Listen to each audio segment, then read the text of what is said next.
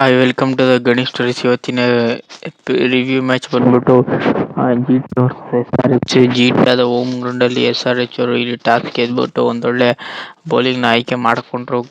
G T batting ಕಡೆ ನೋಡೋದಾದ್ರೆ ಇಲ್ಲಿ ಸಾಯಿ ಸುದರ್ಶನ್ ಮತ್ತೆ ವಾಷಿಂಗ್ಟನ್ ಸುಂದರ್ ಇವರಿಬ್ರು ಪಾರ್ಟ್ನರ್ಶಿಪ್ ಇಂದಾನೆ ಜಿ ಟಿ ಅವ್ರು ಗೆಲ್ಲಕ್ಕಾಯ್ತು. ಮೇನು ಇಲ್ಲಿ ತೆವಾಟಿ ಅವರು ಅಂತ ಹೇಳ್ಕೊಳ್ಳೋ ಆಟ ಆಡಲಿಲ್ಲ. ಇಲ್ಲಿ ಶುಭ್ಮನ್ ಗಿಲ್ ಬೇಗನೆ ಔಟ್ ಆದ್ರು, ಜಾಸ್ ಬಟ್ರರ್ ಬೇಗನೆ ಔಟ್ ಆದ್ರು.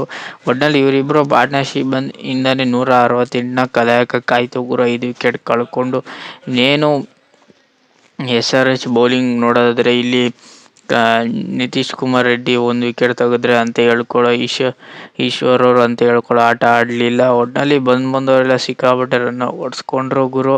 ಒಟ್ನಲ್ಲಿ ಮೇನು ಇಷ್ಟು ಕಡಿಮೆ ಸ್ಕೋರ್ನ ಜಿ ಟಿ ಅವರು ಕಲೆ ಹಾಕ್ತಾರೆ ಅಂತ ನಾನಂತೂ ಅಂದ್ಕೊಂಡಿರಲಿಲ್ಲ. ಮಿನಿಮಮ್ 200 ಹೊಡಿತಾರೆ ಅಂತ ಸಿಕ್ಕಾಪಟ್ಟೆ ಎಕ್ಸ್ಪೆಕ್ಟೇಷನ್ ಇತ್ತು ಗುರು. ಒಟ್ನಲ್ಲಿ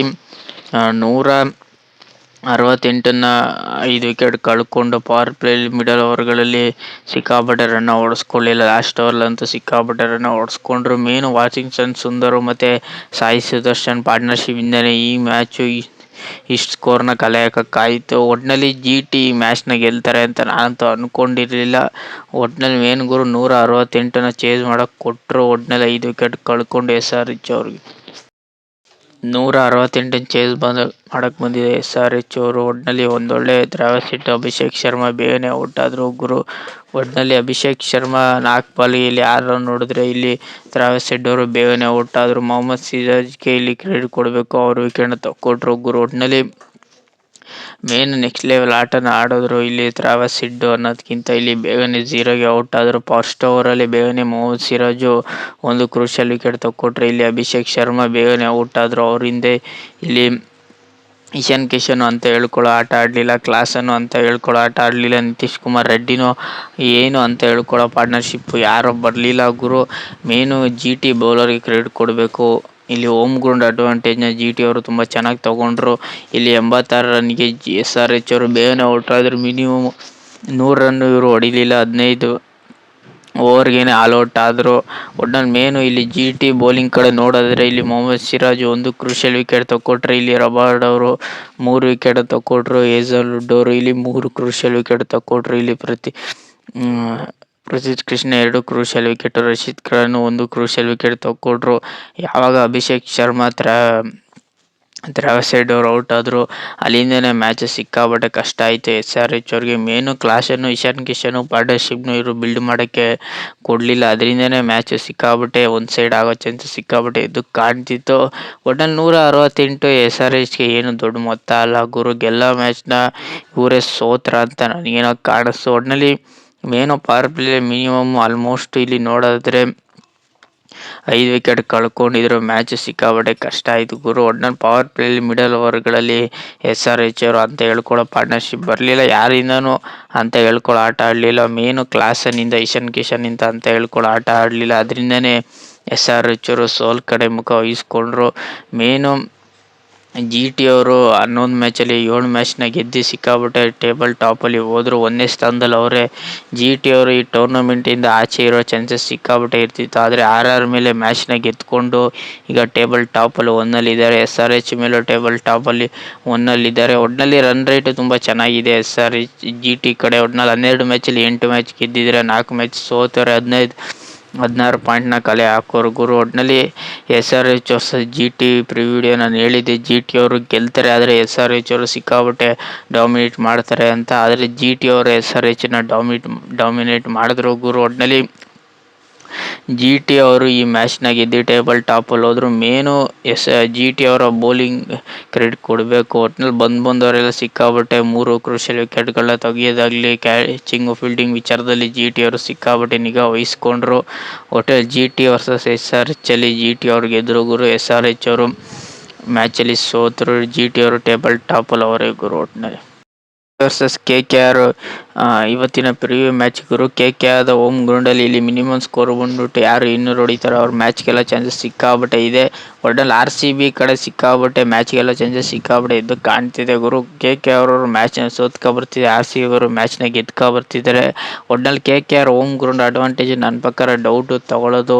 ಒಟ್ನಲ್ಲಿ RCB ಅವರು ಸಿಕ್ಕಾಬಟ್ಟೆ ರನ್ ರೇಟಲ್ಲಾಗಲಿ ಬ್ಯಾಟಿಂಗ್ ವಿಚಾರದಲ್ಲಿ ಆಗಲಿ ತುಂಬ ಚೆನ್ನಾಗಿ ಕಾಣ್ತಿದೆ. ಒಟ್ನಲ್ಲಿ ಸೆಕೆಂಡ್ ಬ್ಯಾಟಿಂಗ್ ಆಡಿದ್ರೆ RCB ಸಿಕ್ಕಾಬಟ್ಟೆ ತುಂಬ ಚೆನ್ನಾಗಿ ಕಾಡ್ತಾರೆ. ಫಸ್ಟ್ ಬ್ಯಾಟಿಂಗ್ ಆಡಿದ್ರು ತುಂಬ ಚೆನ್ನಾಗಿ ಕಾಣ್ತಾರೆ ಗುರು. ಒಟ್ನಲ್ಲಿ RCB ವರ್ಸಸ್ KKR ಅಂದಾಗ ನನ್ನ ಪ್ರಕಾರ KKR ಅವರು ಈ ಸೀಸನ್ ಅಂತ ಹೇಳ್ಕೊಳ್ಳೋ ಆಟ ಆಡಿಲ್ಲ. ಒಟ್ನಲ್ಲಿ ಸಿಕ್ಕಾಬಟ್ಟೆ ಸ್ಟ್ರಗಲ್ ಪಟ್ಟಿದ್ದಾರೆ. RCB ಅವರು ತುಂಬ ಚೆನ್ನಾಗಿ ಈ ಸೀಸನ್ ಆಡೋರೆ ಗುರು. ಒಟ್ನಲ್ಲಿ RCB ಆದ ಟೀಮಲ್ಲಿ ಯಾರ್ಯಾರಪ್ಪ ಇರ್ತಾರೆ ಅಂದರೆ ವಿರಾಟ್ ಕೊಹ್ಲಿ ಇರ್ತಾರೆ, ದೇವದತ್ ಪಡಿಕ್ಕಲ್ ಇರ್ತಾರೆ, ಫಿಲಿಪ್ ಸ್ಟಾರ್ಕ್ ಇರ್ತಾರೆ, ರಜತ್ ಪಡಿತಾಲ್ ಇರ್ತಾರೆ, ರಮೀಳಾ ಶರ್ಬತ್ ಇರ್ತಾರೆ, ಮತ್ತು ಮೇನು ಇಲ್ಲಿ ಭುವನೇಶ್ವರ್ ಕುಮಾರ್ ಇರ್ತಾರೆ, ಕೃಣಾಲ್ ಪಾಂಡ್ಯ ಇರ್ತಾರೆ. ಮೇನು ಇವರಿಬ್ಬರು ಬೌಲಿಂಗಲ್ಲಿ RCB ಬೌಲಿಂಗ್ ವಿಚಾರದಲ್ಲಿ ಮತ್ತು ಬ್ಯಾಟಿಂಗ್ ವಿಚಾರದಲ್ಲಿ ತುಂಬ ಚೆನ್ನಾಗಿ ಕಾಣ್ತಿದ್ದಾರೆ ಗುರು. ಒಟ್ನಲ್ಲಿ ವಿರಾಟ್ ಕೊಹ್ಲಿ ತುಂಬ ಚೆನ್ನಾಗಿ ಇನ್ನಿಂಗ್ಸ್ ಬಿಲ್ಡ್ ಮಾಡಿದ್ರೆ ಒಟ್ನಲ್ಲಿ ಮ್ಯಾಚು RCBಗೆಲ್ಲ ಚಾನ್ಸಸ್ ಸಿಕ್ಕಾಬಟ್ಟೆ ಇದ್ದೇ ಇರುತ್ತೆ ಅಂತ ನನಗೇನೋ ಕಾಣಿಸ್ತಿದೆ. ಒಟ್ನಲ್ಲಿ ರಜತ್ ಪಡಿದಾರ್ ಕ್ಯಾಪ್ಟನ್ಸಿನೂ ತುಂಬ ಚೆನ್ನಾಗಿ ಮಾಡ್ತಾರೆ ಗುರು. ಒಟ್ನಲ್ಲಿ RCB ಬೌಲಿಂಗು ಸಿಕ್ಕಾಬಟ್ಟೆ ಖಡಕ್ಕಾಗಿ ಎದ್ದು ಕಾಣ್ತಿದ್ದಾರೆ. ಭುವನೇಶ್ವರ್ ಕುಮಾರ್ ಆಗಲಿ, ಹೆಜಲ್ವುಡ್ ಆಗಲಿ, ಕೃಣಾಲ್ ಪಾಂಡ್ಯ ಆಗಲಿ, ಇವ್ರು 3 ಜನ ಬೌಲಿಂಗು ತುಂಬ ಚೆನ್ನಾಗಿ ಮಾಡ್ತಿದ್ದಾರೆ. ಆದರೆ ಹೆಜಲ್ವುಡ್ ತುಂಬ ಚೆನ್ನಾಗಿ ರನ್ನ ಓಡಿಸ್ಕೋತಿದ್ದಾರೆ ಗುರು ಅಂತ ನನಗೇನೋ ಕಾಣ್ತಿದೆ ಗುರು. ಒಟ್ಟಿನಲ್ಲಿ KKR ಟೀಮಲ್ಲಿ ಯಾರ್ಯಾರಪ್ಪ ಇರ್ತಾರೆ ಅಂದರೆ ಅಜಿಂಕ್ಯ ರಹಾನೆ ಮತ್ತು ಇಲ್ಲಿ ರಘುವಂಶಿ ಇರ್ತಾರೆ, ಮತ್ತು ಕ್ಯಾಮ್ರನ್ ಗ್ರೀನ್ ಇರ್ತಾರೆ, ಮತ್ತು ಮತೀಶಾ ತಿರಾನ ಇರ್ತಾರೆ, ಮತ್ತು ರಿಂಕು ಸಿಂಗ್ ಇರ್ತಾರೆ, ಸುನಿಲ್ ನಾರಾಯಣ್ ಇರ್ತಾರೆ, ಮತ್ತು ಅನಿಲ್ ರಾಯರ್ ಇರ್ತಾರೆ, ಮತ್ತು ಕಾರ್ತಿಕ್ ತ್ಯಾಗಿ ಇರ್ತಾರೆ, ಮತ್ತು ವರುಣ್ ಚಕ್ರವರ್ತಿ ಇರ್ತಾರೆ. ಮೇನು ಮನೀಶ್ ಪಾಂಡೆ ಈ ಮ್ಯಾಚಲ್ಲಿ ಇರ್ತಾರೆ ಅಂದರೆ ಹೌದು ಇದ್ದೇ ಇರ್ತಾರೆ ಗುರು. ಒಟ್ನಲ್ಲಿ ಅಜಿಂಕ್ಯ ರಹಾನೆ ಒಂದೊಳ್ಳೆ ಕ್ಯಾಪ್ಟನ್ಸಿನ ಮಾಡ್ತಾರೆ, ಆದರೆ ಮ್ಯಾಚ್ಗಳನ್ನ ಗೆಲ್ಲೋದು ಸಿಕ್ಕಾಬಟ್ಟೆ ಕಷ್ಟಪಡ್ತವ್ರೆ. ಒಟ್ನಲ್ಲಿ ಮೇನು KKR ಬ್ಯಾಟಿಂಗು ಸಿಕ್ಕಾಬಟ್ಟೆ ಅಂತ ಹೇಳ್ಕೊಳ್ಳೋ ಬ್ಯಾಟಿಂಗು ಇಲ್ಲ, ಬೌಲಿಂಗ್ ಅಟ್ಯಾಕು ಅಂತ ಹೇಳ್ಕೊಳ್ಳೋ ಬೌಲಿಂಗ್ ಅಟ್ಯಾಕು ಇಲ್ಲ. ಒಟ್ನಲ್ಲಿ ಅಜಿಂಕ್ಯ ರಹಾನೆ ಟೀಮ್ನ ತುಂಬ ಚೆನ್ನಾಗಿ ನಿರ್ವಹಿಸ್ಕೊ ಹೋಗ್ತಾರೆ ಗುರು. ಒಟ್ನಲ್ಲಿ ಮ್ಯಾಚ್ಗಳನ್ನ ಇವರು ಸಿಕ್ಕಾಬಟ್ಟೆ ಮ್ಯಾಚ್ನ ಗೆಲ್ತಿಲ್ಲ, ಟಾಪಲ್ಲಿ ಸಿಕ್ಕಾಬಟ್ಟೆ ಕೆಳಗಡೆ ಇದ್ದಾರೆ. ಒಟ್ನಲ್ಲಿ ಮೇನು ಗುರು. ಒಟ್ನಲ್ಲಿ RCB versus KKR head start ನೋಡಿದ್ರೆ ಇಲ್ಲಿ RCB ವರ್ಸಸ್ ಹೆಡ್ ಸ್ಟಾರ್ಟ್ ನೋಡಿದ್ರೆ 36 ಮ್ಯಾಚಲ್ಲಿ KKR ಅವರು 20 ಮ್ಯಾಚ್ನ ಗೆದ್ದಿದ್ರೆ RCB ಅವರು 15 ಮ್ಯಾಚ್ನ ಗೆದ್ದವ್ರೆ. ಲೋ ಸ್ಕೋರ್ ವಿಚಾರದಲ್ಲಿ KKR ಅವರು 100 ರನ್ ಹೊಡೆದಿದ್ದಾರೆ, RCB ಅವರು ಬರೀ 50 ರನ್ ಹೊಡೆದವ್ರೆ. ಒಂದು ನೋ ರಿಸಲ್ಟ್ ಕೂಡ ಆಗಿದೆ. KKR ಅವರು ಹೈ ಸ್ಕೋರ್ ವಿಚಾರದಲ್ಲಿ 222 ಹೊಡೆದಿದ್ರೆ RCB ಅವರು 221 ಹೊಡೆದವ್ರೆ. ಒಟ್ನಲ್ಲಿ RCB KKR ಹೆಡ್ ಸ್ಟಾರ್ಟ್ ನೋಡಿದಾಗ KKR ಅವರು ಸಿಕ್ಕಾಬಟ್ಟೆ ಮ್ಯಾಚ್ನ ಗೆದ್ದವ್ರೆ, RCB ಅವರು ಸಿಕ್ಕಾಬಟ್ಟೆ ಮ್ಯಾಚ್ನ ಸೋತವ್ರೆ. ಒಟ್ನಲ್ಲಿ ಮೇನು RCB ವರ್ಸಸ್ KKR ಅಂದಾಗ ನನ್ನ ಪ್ರಕಾರ RCB ಈ ಮ್ಯಾಚ್ನ ಗೆಲ್ತಾರೆ ಗುರು ಅಂತ ನನಗೇನೋ ಕಾಣ್ತಿದೆ. ಒಟ್ನಲ್ಲಿ KKR ಕೊನೆವರೆಗೂ ಮ್ಯಾಚ್ನ ಬಿಟ್ಕೊಡೋದಿಲ್ಲ ಗುರು. ಒಟ್ನಲ್ಲಿ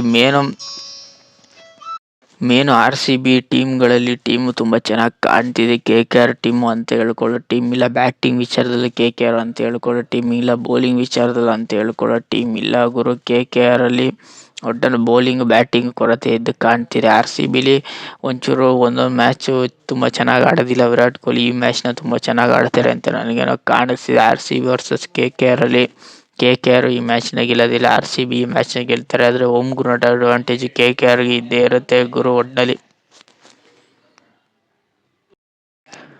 RCB versus KKR preview video ನಿಮ್ಗೇನಾದ್ರು ಇಷ್ಟ ಆಗಿಲ್ಲ ಈ ಸರಿ ಸಬ್ಸ್ಕ್ರೈಬ್ ಮಾಡ್ಕೊಳ್ಳಿ. ಸುಮಾರು ಜನ ಸಬ್ಸ್ಕ್ರೈಬ್ ಮಾಡದೆ ನೋಡ್ತಿದ್ದೀರ ಗುರು, ಬೇಗ ಸಬ್ಸ್ಕ್ರೈಬ್ ಮಾಡ್ಕೊಳ್ಳಿ. 1000 ಸಬ್ಸ್ಕ್ರೈಬ್ ಕಂಪ್ಲೀಟ್ ಮಾಡಿ. ಸಿಗೋ ಮುಂದಿನ ವಿಡಿಯೋದಲ್ಲಿ ಗುರು.